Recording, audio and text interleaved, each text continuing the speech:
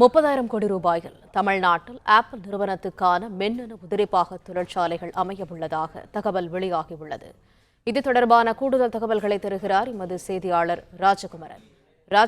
முழு விவரங்கள் என? மின்னணு உதிரிபாக உற்பத்தியில் இந்தியாவிலேயே 41% அளவிற்கு மின்னணு உதிரி பாகங்களை உற்பத்தி செய்யக்கூடிய முதன்மை மாநிலமாக தமிழ்நாடு இருக்கின்றது. அதன் எண்ணிக்கையை மேலும் உயர்த்தக்கூடிய விதமாக கொள்கை முடிவுகளை எல்லாம் முதலமைச்சர் தலைமையிலான அரசு அறிவிப்பு செய்திருந்தது. அதன்படி மின்னணு உதிரிபாக கொள்கை என்ற ஒன்றே தனியாக அறிவிப்பு செய்யப்பட்டது.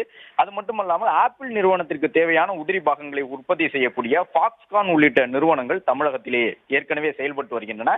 இந்த நிலையில் தான் தமிழகத்தில் உற்பத்தியாகக்கூடிய அந்த ஐபோன்கள் தான் அமெரிக்கா உள்ளிட்ட நாடுகளின் சந்தைகளில் நிறைந்து காணப்படுகின்றன.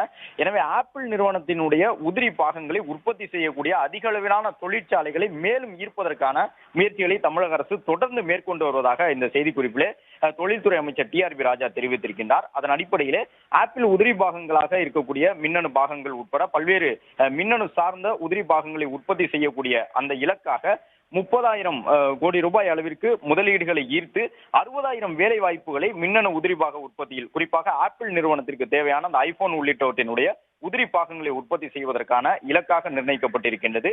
30,000 கோடி முதலீடுகளை ஈர்த்து 60,000 வேலை வாய்ப்புகளை உருவாக்குவதற்கான நடவடிக்கைகள் மேற்கொள்ளப்பட்டு வருவதாக இந்த செய்திக்குறிப்பிலே அமைச்சர் டிஆர்பி ராஜா தெரிவித்திருக்கின்றார்.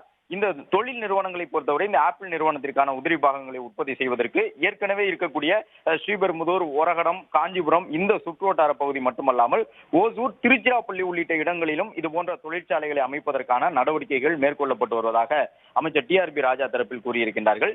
இந்தியாவிலேயே 41% என்ற அளவில் முதன்மையான மாநிலமாக தமிழ்நாடு இருந்து வரக்கூடிய சூழ்நிலையிலும் தொழில் வாய்ப்புகளை அதிகப்படுத்த வேண்டும் என்றால் இது போன்ற மின்னணு உதிரிபாக நிறுவனங்களை அதிக அளவில் தமிழகத்திற்கு கொண்டு வர வேண்டும். சிறிய அளவிலான முதலீடு கொண்ட நிறுவனங்களாக இருந்தாலும் அவை தரமான நிறுவனங்களாக அதிக வேலை வாய்ப்பை தரக்கூடிய நிறுவனங்களாக இருந்தால் அவற்றுக்கு முக்கியத்துவம் தர வேண்டும் என்ற அடிப்படையிலே ஆப்பிள் நிறுவனத்தினுடைய உதிரி பாகங்களை உற்பத்தி செய்யக்கூடிய பெரும்பாலான நிறுவனங்களை தமிழ்நாடு கடந்த சில ஆண்டுகளாக ஈர்த்து வருவதாகவும் அமைச்சர் தெரிவித்துள்ளார்.